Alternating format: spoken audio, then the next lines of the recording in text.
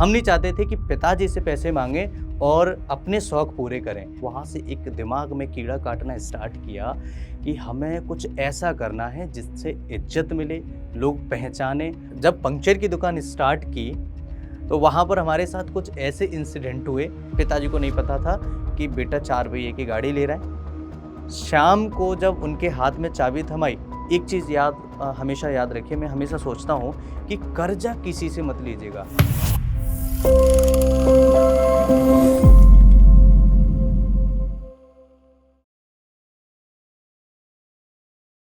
नमस्कार, मेरी पहचान एक होम्योपैथिक फिजिशियन और एक यूट्यूबर के रूप में होती है।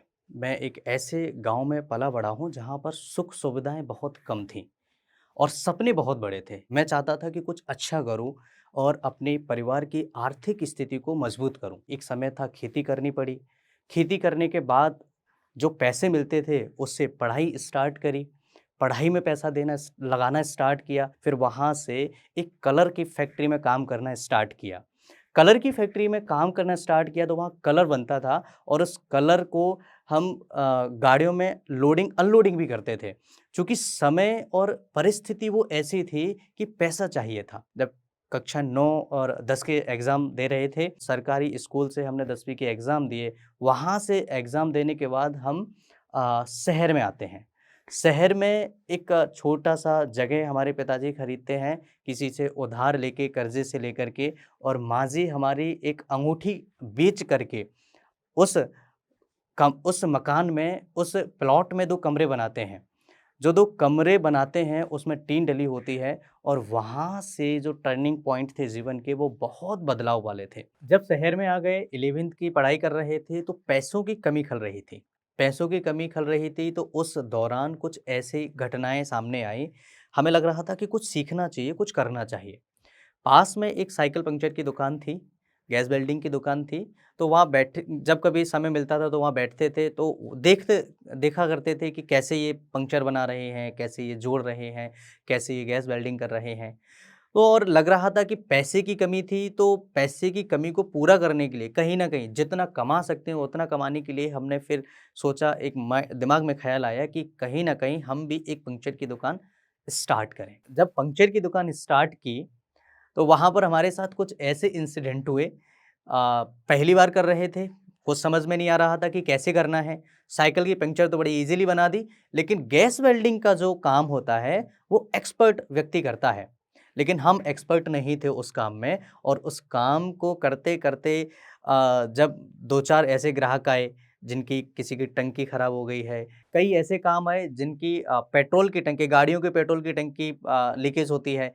तो जब हमने उस पर वेल्डिंग किया तो पहली बार में उस उन सज्जन की हमने टंकी को ख़राब कर दिया। चूँकि एक्सपर्ट नहीं थे और वो एक्सपर्टीज़ लाने के लिए एक्सपीरियंस चाहिए होता है। फिर वो जो टंकी हमने 2-3 बार ऐसे कई केस हुए हमारे साथ में कि जो टंकी या किसी का कुछ सामान ख़राब किया, किसी का कुछ सामान ख़राब किया, तो हमें बुरा लगने लगा कि यार ये तो हम कुछ गलत कर रहे हैं। फिर धीरे-धीरे जो काम हाथ साफ़ हुआ, काम करना स्टार्ट करने लगे, काम अच्छा आने लगा, तो एक ऐसा सेटअप बन गया कि वहाँ से अर्निंग होना स्टार्ट हो गई। दोस्तों, वहाँ से जब साइकिल की दुकान पर हम काम कर रहे थे, किसी की पंक्चर बना रहे थे, तो वहाँ से एक व्यक्ति का एक छोटा-सा संवाद हमारे साथ होता है। एक सज्जन ने कहा कि आप तो बहुत बड़े अच्छे डॉक्टर हो साइकिल के। मैंने कहा, डॉक्टर साइकिल के? कि आप साइकिल ठीक कर रहे हो तो इट मीन्स, मतलब इसका मतलब है कि आप साइकिल के बहुत अच्छे डॉक्टर हो। तो वहाँ से वो कीड़ा काटना स्टार्ट किया कि साइकिल के डॉक्टर क्यों? हम इंसानों के डॉक्टर भी तो बन सकते हैं, लेकिन इंसानों के डॉक्टर बन सकते हैं उसके लिए पैसे नहीं थे। जब काम अच्छा चलने लगा तो वहाँ से थोड़ी अर्निंग आना स्टार्ट हुई, पैसे आना स्टार्ट हुए। मन में लालच हुआ कि नहीं, पैसे आ रहे हैं तो कुछ और भी अच्छा कर सकते हैं। जो दुकान से हमारी इनकम होती थी, लगभग 300 से 400 रुपए हम पर डे यानी प्रतिदिन के हिसाब से कमाने लगे थे। कुछ नुकसान भी करते थे, लेकिन कुछ काम करते-करते एक ऐसा अभ्यास हो गया था कि काम अच्छा होने लगा था और दुकान अच्छी चलने लगी। उसी दौरान एक ऐसा टर्निंग पॉइंट आता है, जहाँ पर हम फिर उसी मोड़ पर आके खड़े हो गए कि पैसे कैसे कमाया जाए। वहाँ पर गवर्नमेंट के कुछ रूल्स थे, जिनकी वजह से दुकान हटानी पड़ी। वो जो दुकान हमारी चलती थी, वो सोर्स ऑफ इनकम खत्म हो गया। फिर वहीं आकर खड़े हो गए कि अब पैसे कैसे कमाए जाएँ। अब पैसे की अर्निंग कहाँ से होगी? जब 12th किया तो उस समय मेरे पास कॉलेज की फ़ीस भरने के लिए पैसे नहीं थे। और जब सोच लिया कि नहीं अब डॉक्टर ही बनना है, तो फाउंड का एक एग्ज़ाम दिया और ये फाउंड का एग्ज़ाम एक बार में क्लियर हो गया। जब एक बार में क्लियर हुआ तो उसमें सीट मिलना तय थी। सीट मिल गई, अब परेशान हो रहे थे कि फ़ीस कहाँ से भरी जाए। वहाँ पर एक जीवन में एक ऐसे व्यक्ति की एंट्री होती है, जिन्होंने मेरी फर्स्ट ईयर की फ़ीस अपने हाथों से भरी। खुद आकर के उन्होंने अपने हाथों से मेरी फ़ीस भरी और मुझे एडमिशन दिला करके वो उन्होंने मेरे को एक ही शब्द कहा कि आप अगर अपने जीवन को यहाँ से बदलना चाहते हैं, आपने अपने जीवन को अगर अच्छा करना है, बदलना है, तो ये 5 साल अपनी लाइफ़ को अच्छे से दे दीजिए। वो जो पहली फ़ीस उन्होंने दी थी, वो मेरे जीजाजी थे और उनकी फ़ीस से आज मैं एक यहाँ तक का सफ़र मैंने किया। फर्स्ट ईयर किया, फर्स्ट ईयर में फिर हमने सोचा कि इसके साथ और क्या कर सकते हैं। फर्स्ट ईयर में जब थे तो कंपाउंडर की नौकरी भी की क्योंकि पैसे चाहिए थे। अब पैसे कहाँ से आए? फर्स्ट ईयर की फ़ीस जीजाजी भर चुके थे। अब दिमाग में वो भी एक दूसरी चीज़ आने लगी कि भई कर्ज़ा ले लिया। अब वो उनके नज़रिए से कर्ज़ा नहीं था लेकिन मेरे नज़रिए से वो कर्ज़ा था और मैं हमेशा एक चीज़ हमेशा याद रखिए, मैं हमेशा सोचता हूँ कि कर्ज़ा किसी से मत लीजिएगा। आपके पास नहीं है, मत करिए, लेकिन कर्ज़ा लेके मत करिए क्योंकि कर्ज़ा अगर एक बार बढ़ना स्टार्ट होता है, तो फिर बढ़ना बहुत ईज़ी तरीके बहुत ही उसको वापस देना बहुत डिफ़िकल्ट होता है। जीजाजी ने कहा कि ये पैसे आप रखो, मुझे वापस मत देना, जब आप एक सफल व्यक्ति बन जाओ, तब हम उसके बारे में बात करेंगे। पहली साल की फ़ीस जमा करी, फिर हॉस्पिटल में काम करना स्टार्ट किया। ₹700 पर मंथ हमें हॉस्पिटल से मिलते थे और साइकिल से जाते थे। साइकिल से इसलिए जाते थे क्योंकि परिवार की स्थिति ऐसी थी कि मोटरसाइकिल घर में थी, पिता की मोटरसाइकिल थी, लेकिन पेट्रोल डलाने के लिए मेरे पास पैसे नहीं थे और पिताजी से हम माँगना नहीं चाहते थे। हम नहीं चाहते थे कि पिताजी से पैसे माँगे और अपने शौक पूरे करें। हमारे दिमाग में जो स्टार्टिंग से शुरू बचपन से ही जो कीड़ा काट रहा था कि जो भी करेंगे अपने दम पर करेंगे। जब हॉस्पिटल में नौकरी कर रहे थे तो उसके पैरेलल हम स्टडी कर रहा था मैं। जब स्टडी के लिए टाइम नहीं मिलता था और स्टडी करना ही था, तो कई बार अपनी बुक्स हॉस्पिटल में ले जा कर के वहाँ स्टडी करते थे। जब क्लिनिक पर जाते थे या हॉस्पिटल में जो नौकरी हम कर रहे थे, वहाँ पर कई सारी चीज़ें सीखने को मिली। कई सारे पेशेंट से संवाद होता था। कई सारी ऐसी नई-नई चीज़ें सीखने को मिली। इंट्रामस्कुलर इंजेक्शन कैसे लगाते हैं, जिसे आईएम इंजेक्शन कहते हैं। इंट्रावीनस कैसे लगाते हैं, जिसे आईवी फ्लूइड हम जब चढ़ाते हैं पेशेंट को, तो कई सारे तरह-तरह के कॉम्प्लिकेशंस पेशेंट को होते हैं। तो ये जो अनुभव हमें वहाँ से मिल रहे थे, जो हमें डॉक्टरी में भी काम आएँगे और लग रहा था कि यहाँ से जो हम सीख रहे हैं, वो अपनी जीवन भर लाइफ में हम उसे यूज़ करेंगे। और वो समय एक ऐसा समय था जब हॉस्पिटल भी जाना था और उसी समय हमें कॉलेज भी जाना था। तो रात की कई बार हमें रात नाइट ड्यूटी करनी पड़ती थी क्योंकि सुबह स्कूल जाना है तो टाइम हम अपना चेंज करवाते थे और कई बार सुबह हॉस्पिटल जाना रहता था तो कॉलेज नहीं जा पाते थे। एक ऐसी हड़बड़ी, एक ऐसा अ, विचलित मन रहता था कि हॉस्पिटल भी जाना है, पैसे भी कमाना है और पढ़ाई के लिए पैसे भी जुटाना है, पढ़ाई को भी सपोर्ट करना है, यानी कि पढ़ाई की जो खर्चे थे, कई बार ऐसा होता था कि कॉलेज की जब फ़ीस भर जाती थी तो हमने जो कोचिंग्स लगाए थे, बाहर जो कोचिंग लगाए थे, उसकी भी फ़ीस देनी थी। तो उसकी फ़ीस देने के लिए जो हॉस्पिटल्स में काम करते थे, ओवरनाइट काम करते थे। बहुत ऐसा टाइम वहाँ पर जो ऐसा टाइम था कि सुबह शाम को 7 बजे गए और सुबह 10 बजे तक ड्यूटी कर रहे हैं। उस दौरान मुझे ₹700 पर मंथ मिलते थे। ₹700 14 घंटे की नौकरी के आप समझिए कि मेरे लिए बहुत बड़ी इनकम थी।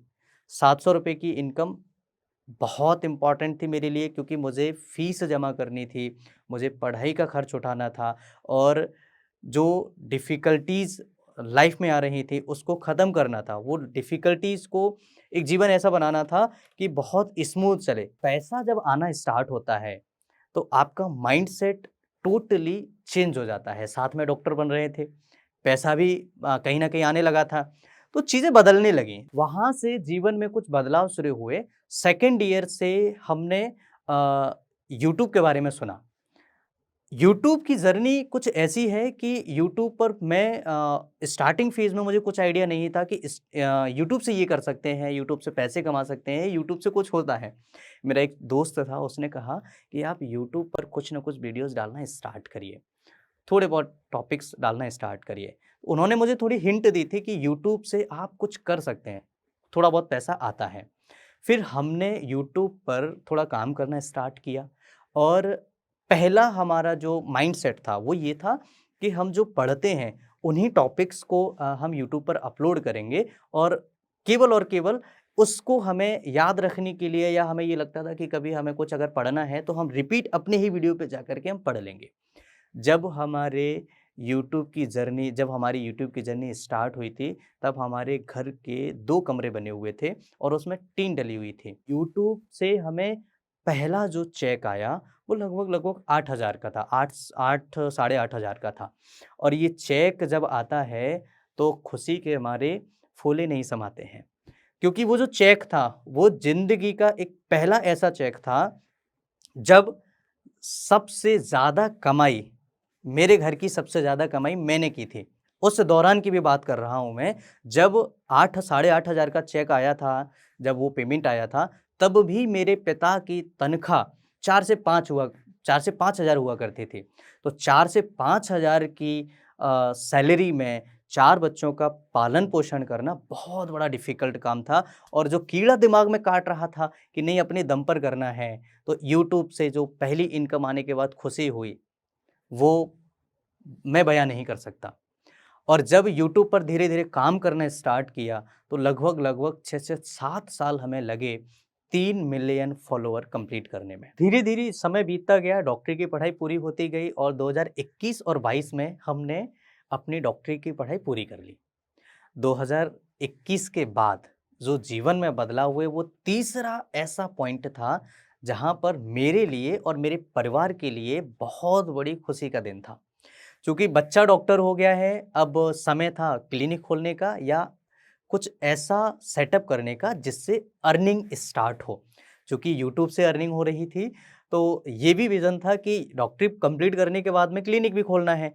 2022 में हमने जहाँ मेरा पंक्चर की दुकान हुआ करता था, वहाँ हमने अपनी क्लिनिक का सेटअप किया और आज हम अपनी क्लिनिक पर कई सारे पेशेंट्स एलर्जी के देखते हैं, फैटी लिवर के देखते हैं और कई सारी बीमारियों को हम बड़ी ईज़िली ठीक करने की कोशिश करते हैं। लाइफ़ का तीसरा टर्निंग पॉइंट जो था, वो था क्लिनिक की ओपनिंग करना।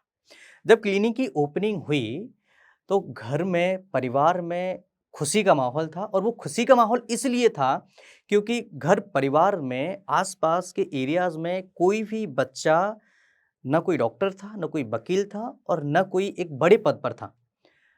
मैं एक पहला ऐसा परिवार का बच्चा जो डॉक्टर की डिग्री हासिल करके क्लिनिक खोल रहा था। जहाँ पर मेरी पंक्चर की दुकान हुआ करती थी, वहाँ पर डॉक्टरी की क्लिनिक होना मेरे लिए एक सपने जैसा हुआ।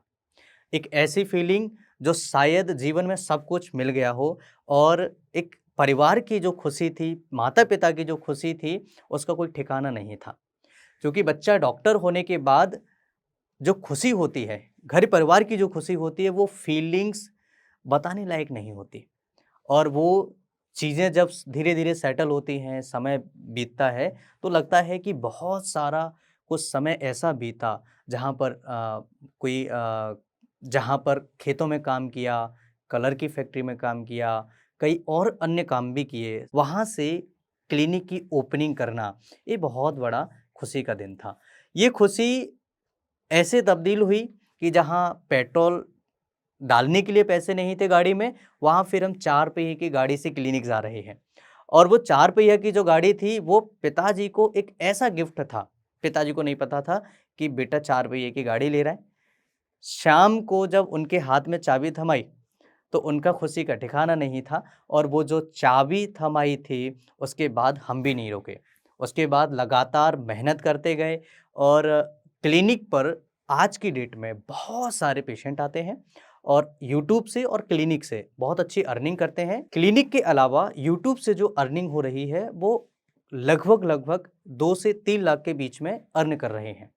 और यूट्यूब का जो रोल रहा पूरी पढ़ाई के दौरान जीवन बदलने में, वो यूट्यूब का बहुत बड़ा रोल है। क्योंकि अगर यूट्यूब न होता तो शायद मैं यहाँ नहीं होता। यूट्यूब ने जो सपोर्ट दिया, एजुकेशन जो लोन दिया, वो यूट्यूब की मदद से हमने बाद में बैंक को वापस किया।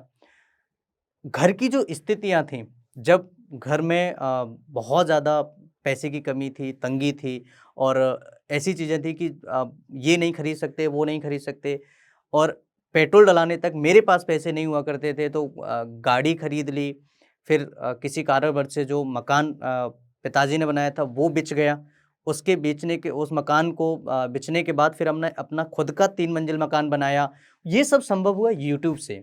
ये सब संभव हुआ यूट्यूब से। और यूट्यूब की जो पावर है, मुझे लगता है कि दुनिया में बहुत सारी ऐसे लोग होंगे जो यूट्यूब की मदद से अच्छा खासा अर्न करते हैं और अच्छा खासा एक अच्छी लाइफ़स्टाइल जी रहे हैं।